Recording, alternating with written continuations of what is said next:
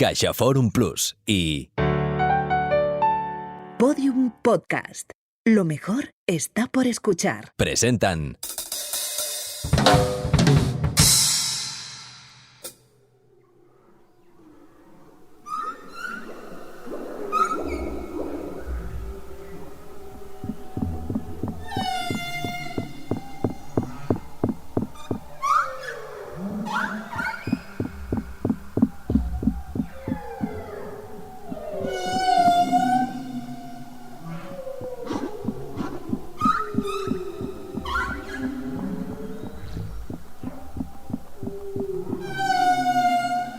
Este canto de las ballenas jorobadas, los cetáceos con un repertorio más diverso, fue grabado bajo el hielo de la Antártida. Un repertorio que evoluciona con el tiempo, que se repite como un mantra. Son los machos quienes cantan, en época de celo, para encontrar y fecundar a las madres de sus crías. El contacto entre el hielo y el agua produce un efecto especular. Permite que la canción viaje a mayor distancia, de modo que esa alianza entre el sonido y los icebergs ayuda a la preservación de la especie.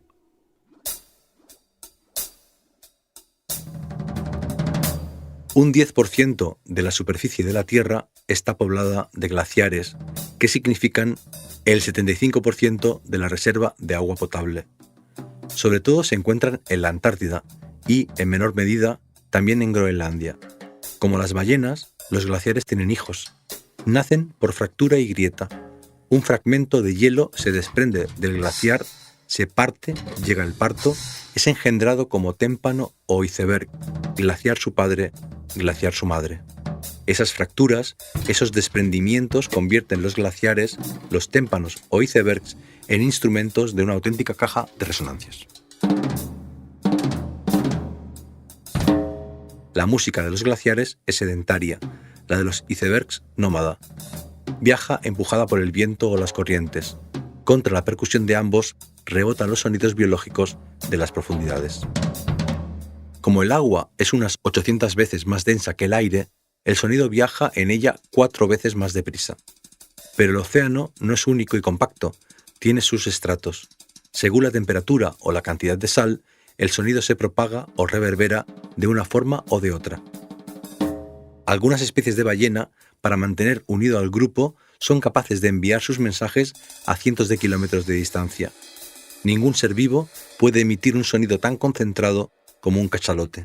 Se rodean de esferas sónicas, de burbujas o barreras de sonido. Al contrario que los sonidos que emiten las langostas, los tiburones o los pulpos, los de las ballenas se pueden escuchar tanto debajo del agua como en la superficie. Lo mismo ocurre con la acústica de los glaciares y los icebergs. También es anfibia. Durante millones de años, nada interrumpió ese diálogo.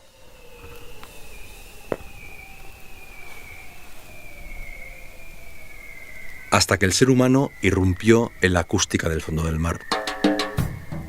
Así suena una carga sonora para encontrar petróleo o gas, registrada por un hidrófono de un barco del Laboratorio de Aplicaciones Bioacústicas, situado a 50 millas, es decir, a poco más de 80 kilómetros, en el Océano Ártico.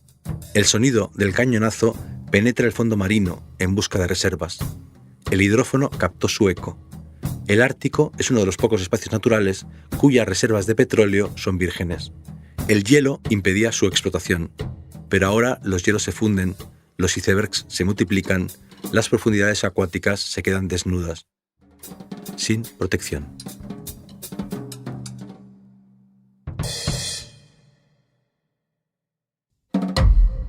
Ecos, de Jorge Carrión. Ensayos sonoros sobre cultura, ciencia y tecnología a partir de las resonancias, las músicas y los latidos del mundo contemporáneo. ¿Aprendemos a escuchar? Capítulo 5. La acústica del fondo del mar. Hora de hablar de las ballenas. He empezado a escuchar a las ballenas. Al principio parecen simplemente gruñidos, ruidos como de máquinas inútiles. Una especie de andamiaje de sonidos sin mayor propósito que quitarnos el sueño por las noches. Después son las ballenas, que navegan por las cañerías del edificio. Con el tiempo he llegado a identificarlas. Las primeras siempre son las madres, enormes mamíferos sin pelo surcando las cañerías en busca de alimento. Las ballenas, he decidido, son siempre o casi siempre seguidas por sus crías. Estas emiten sonidos más pequeños, murmullos casi, en los que uno podría identificar el juego o el miedo. Y después las ballenas se apresuran a amansarlas, noche a noche, por las tuberías.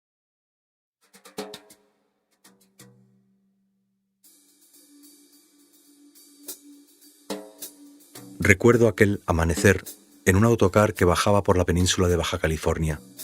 Abrí los ojos después de 6 o 7 horas de sueño y los vi, saltando en el mar a 60 o 70 metros de la carretera, no más. Eran delfines.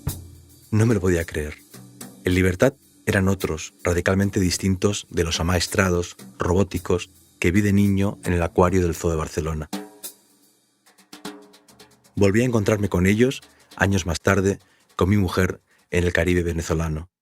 Pero la emoción no era comparable con la que sentí cuando vi ballenas. De nuevo, el mismo esquema.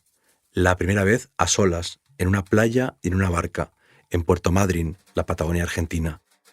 Mis pupilas dilatadas, mi corazón descontrolado. Ya había estado en Machu Picchu y en París, y en la Gran Barrera de Coral, y en los glaciares de Torres del Paine. Todavía no había visto la Gran Muralla ni las pirámides de Egipto, pero supe que sería lo más bello que vería en mi vida. La segunda vez también fue en el sur de Argentina, pero acompañado.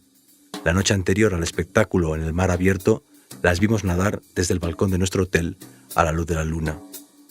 La luna y la ballena, esos dos mitos, esas dos concentraciones absolutas de misterio científico y de belleza.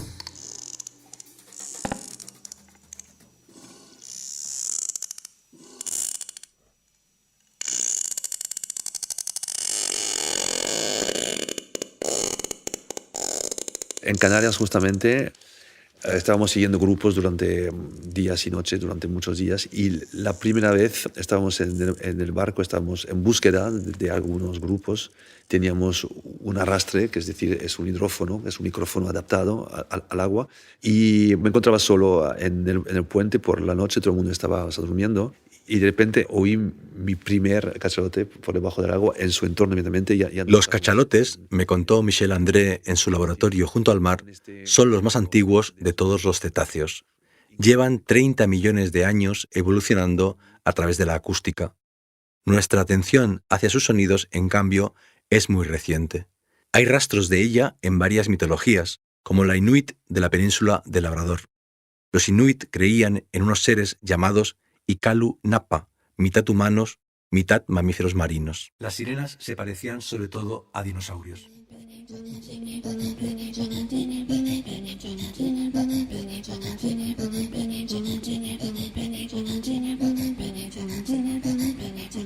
El Katayak es una tradición musical de las mujeres de esa cultura, un juego que llevan a cabo por parejas, muy juntas, el aliento de una se confunde con el de la otra.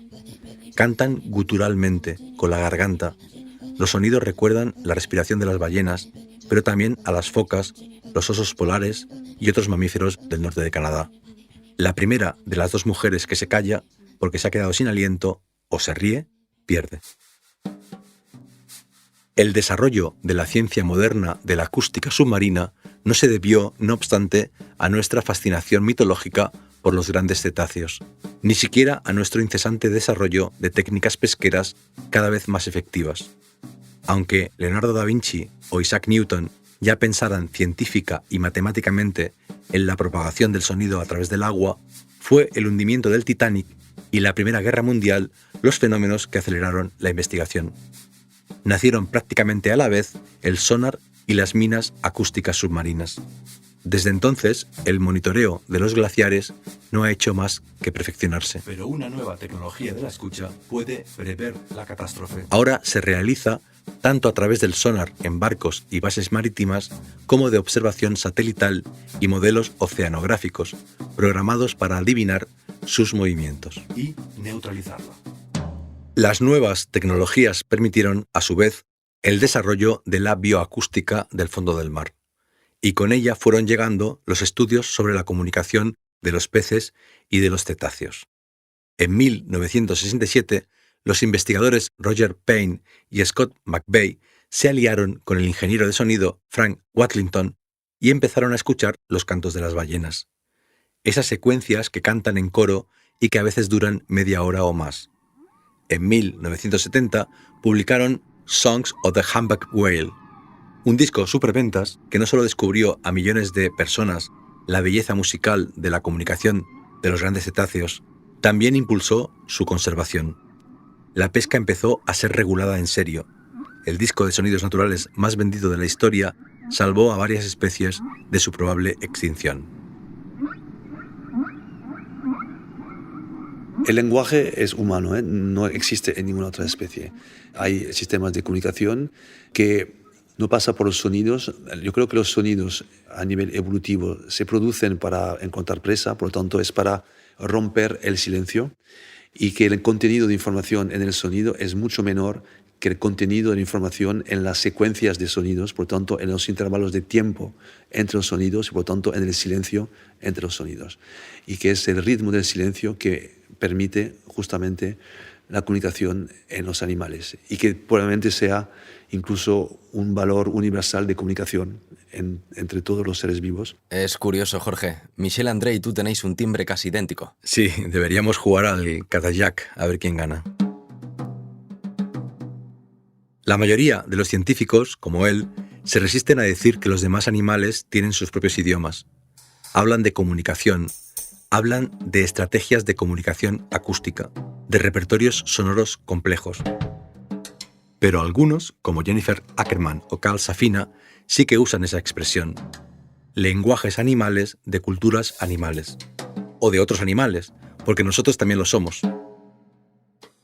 Cuando la tripulación del Atlantis, escribe la bióloga marina Rachel Carson en su libro El mar que nos rodea, cito, lanzó un hidrófono en las aguas profundas próximas a las Bermudas, este aparato registró sonidos extraños parecidos a maullidos, chillidos y gemidos fantasmales, cuyo origen no ha podido averiguarse.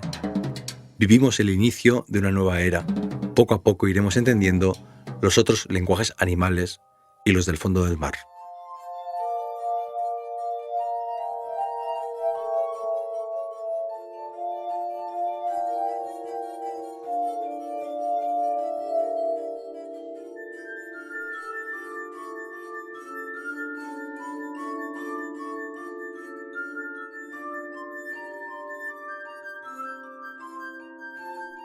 El agua no solo está en los glaciares, océanos, ríos, lagos, mares, pozos o tanques. Respiramos agua, somos agua. La realidad es profundamente acuática. Ese hecho se pone en evidencia en esta tocata y fuga en re menor de Johann Sebastian Bach, interpretada gracias a la alianza entre el cristal, el agua y los dedos humanos. Glass Duo es un dueto musical formado por los músicos polacos Anna y Arkadiusz Szafranie. Tocan un arpa de cristal, es decir, un conjunto de copas de vino con cantidades diversas de agua en su interior. Al parecer, la idea de crear música a través de recipientes con agua surgió en Persia en el siglo X y se popularizó en Europa durante la Edad Media. Pero hasta el siglo XVIII no se diseñó un instrumento musical complejo. Lo hizo por primera vez, quizá, el irlandés Richard Pockrich. Digo tal vez porque el tipo fue de todo menos fiable. Maestro cervecero, criador de gansos, corista, político, aficionado a la ingeniería hidráulica, inventor. Fracasó en casi todo, pero no con su instrumento musical, que tocaba en compañía de una cantante. Se atrevió hasta con obras de Händel, y pronto aquella música acuática se convirtió en toda una ciencia y en todo un arte.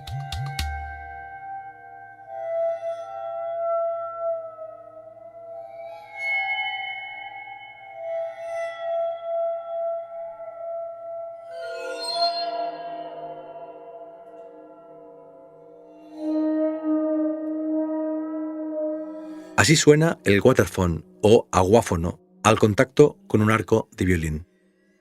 Ese instrumento, dotado de barras de bronce y un cuello metálico que se carga con agua, está inspirado en los tambores de agua tibetanos. Con el movimiento, el agua se desliza y cambian los tonos musicales. Fue inventado por el músico Richard Waters a finales de los años 60. ¿Waters? ¿En serio? Sí, Waters, de verdad. La realidad es irónica por naturaleza.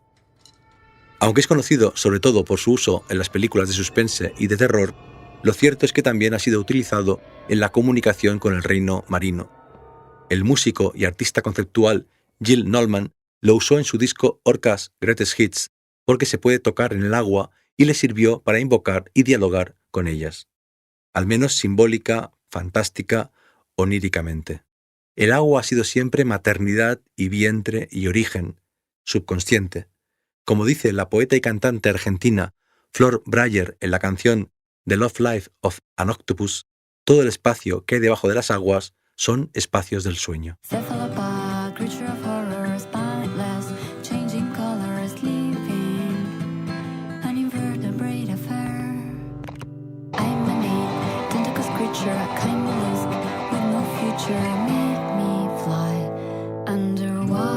Espacios del sueño y de la empatía. Flor Brayer colabora musicalmente en ese disco con Federico Joselevich Puiggròs y su hidrórgano, un instrumento musical en forma de esfera en cuyo interior hay discos de metal y en cuyo exterior hay una serie de botones. Al presionarlos se disparan chorros de agua que producen sonido al chocar contra los discos.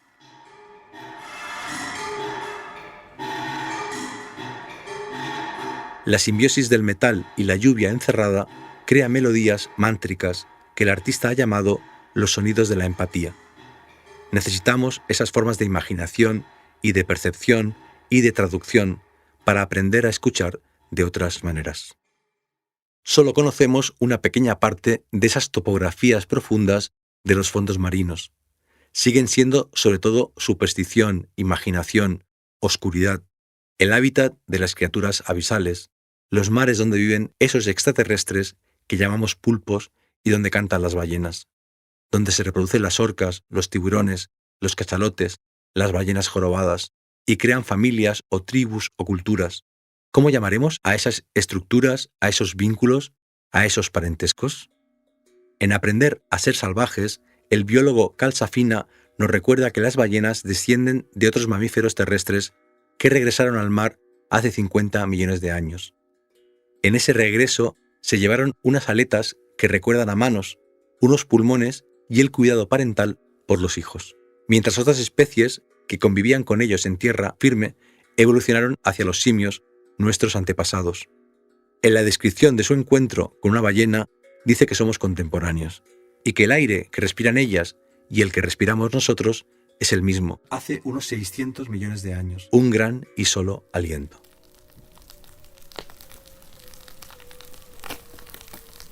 Las ballenas, he decidido, son siempre o casi siempre seguidas por sus crías.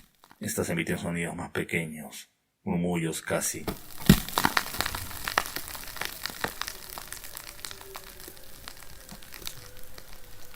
Este archivo de audio fue registrado en 2013 en el Ártico. Revela cómo se funden las placas de hielo. El movimiento es doble. Por un lado, una placa se superpone a otra, provocando un silbido muy parecido al que produce un delfín. Por el otro, el hielo se acaba rompiendo y suena como un crujido. Las dos acústicas, la suave y la tremenda, son simultáneas. La fluidez y la fricción. Los hielos de los polos se están fundiendo a una velocidad superior a la que predijeron los modelos más pesimistas. En 10 años no habrá hielo en los polos en verano. Las ballenas tendrán cada vez más problemas para aparearse sin ese espejo sonoro. Las ciudades y los pueblos junto al mar están todos bajo amenaza. Ese sonido doble, seductor y terrible, es por tanto una señal de alerta, una sirena o un lamento. Ernest Hemingway vinculó el iceberg con el arte de escribir cuentos. La dignidad del movimiento de un iceberg, dijo, se debe a que solamente 1/8 de la masa aparece sobre el agua. Es la porción de la vida y la psicología de los personajes que deben ser visibles en el relato. El resto solo lo conoce el autor y late, poderoso, en el silencio. Pero en el siglo que ha pasado desde que Hemingway alumbró su famosa teoría del iceberg, hemos sabido que no muestran 1/8 parte de su tamaño, sino una 10ª parte. En paralelo, el calentamiento global ha hecho que durante esos 100 años la temperatura del planeta haya subido más de 1 grado. Una barbaridad. Los icebergs son montañas que se hunden en las aguas oceánicas. Solo un 10% de su hielo emerge, el resto nos conecta con los abismos. Las ballenas son mamíferos, salen a respirar. De ese modo se convierten también en interfaces entre el fondo del mar y la superficie. Las ballenas y los icebergs son las señoras y los señores del reino líquido, las grandes criaturas biológicas y minerales, las voces y los crujidos, las canciones y las grietas de la dimensión húmeda del planeta. También este podcast es anfibio, un globo sonda, un puente entre mundos dobles, los cetáceos y los bloques de hielo, la ciencia y la cultura, tú y yo, que se calla porque se ha quedado sin aliento, bajo nuestros pies y tras el horizonte de nuestros oídos, al fondo del iceberg, puede oírse el eco de nuestros latidos. Siempre hay una historia visible y otra que permanece en la elipsis, secreta.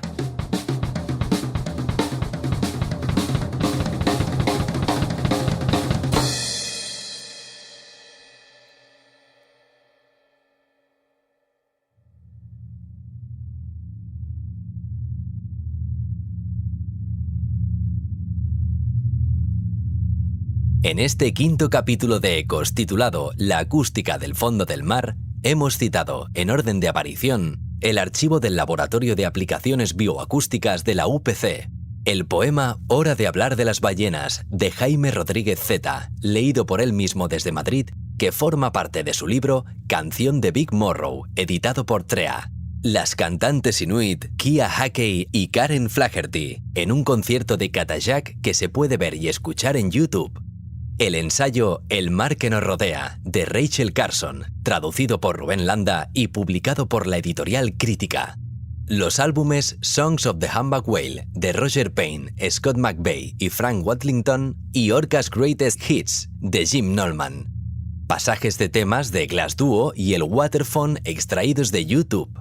La canción The Love Life of an Octopus, de Flor Breyer, perteneciente a su disco Need. Vídeos de Vimeo que se encuentran alojados en la página web del músico y artista Federico Joselevich Puiggròs, y el ensayo Aprender a ser salvajes, cómo las culturas animales crían familias, crean belleza y consiguen la paz, de Cal Safina, traducido por María Luisa Rodríguez Tapia y publicado por Galaxia Gutenberg. Tenemos que aprender a escuchar como hace el músico, las voces de lo no dicho, los profundos ritmos y connotaciones del pensamiento. George Steiner. Ecos es un proyecto de ensayos sonoros escritos, compuestos, dirigidos y narrados por Jorge Carrión. La edición, la música original y el diseño sonoro son de Andreu Quesada. La voz de la cabecera y de las citas finales de María Arnal. La edición textual es de Ana Rivera. La producción ejecutiva es de María Jesús Espinosa de los Monteros y Lourdes Moreno Cazalla. Una coproducción de Fundación La Caixa y Podium Podcast. Todos los episodios están disponibles en la web y en la app de CaixaForum Plus. Más información sobre el proyecto en la web de Podium Podcast y en las cuentas de Twitter e Instagram @JorgeCarrión21. Madre mía.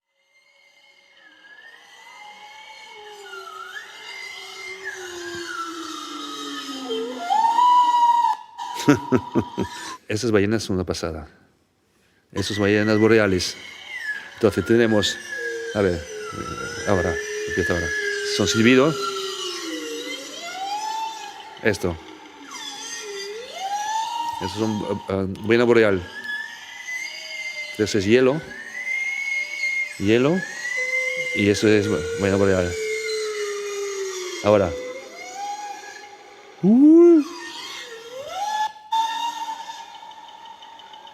Y atrás, tic, tic, tic, cachalotes.